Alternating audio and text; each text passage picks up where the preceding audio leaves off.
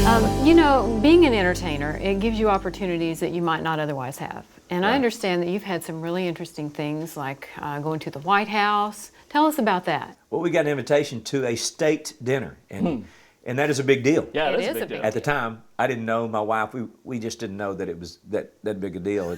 It's funny because they called me from my fan club office, my mother-in-law, and said, just the White House has got in touch with you. They want to know a good address on you. They want to invite you to a state dinner. And I said, a state dinner at the White House? I said, you know, I'm on the phone. I said, nah, we just eat out back at the house. Or, you know, there's no reason, I'm not going to go to D.C., just have a state dinner. And so we ended up figuring out that it was a state dinner. I said, okay, yeah. I said, okay, tell them to send the invitation. You got the invitation, and I'll rush through it. It's on a Monday night. We have to pay for everything. We have to pay for our own flight, our own ground transportation, everything, and hotels. And I talked to my wife, and we decided, no, we're not going to go. You know, it's just too expensive. Because, and then people were finding out that we got to. Are you kidding me? They said, oh, it's a state dinner at the White House.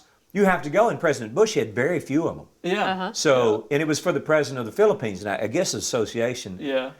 My heritage, and of course I knew President Bush when he was a governor and owner of the Texas Rangers. I used to sing the national anthem there sometimes, and so we had known each other. So I got the invitation. Well, and then I'll give you a quick story. At a White House state dinner, it's pretty official stuff. You're there with some highfalutin folks. Yeah. I wore my Texas vest, Texas bow tie because I knew President Bush would get a kick out of it. Well, there you go. But you go in all these rooms, and we're visiting with Joint Chief of Staff Myers and Colin Powell and all these senators, you know, and we're way out of place, my wife and I. And of course, she looks beautiful, and I'm in this kind of Texas tuxedo. So we're talking. You enter a room. They introduce you every time you enter a room. You know, enter in the room, Neal. Yeah. Well, we went through, took a picture with President Bush, and met the President of the Philippines, and he told her I was Filipino, and it was a good little conversation. And then we finally get to the room that you're going to eat in, and I don't know this.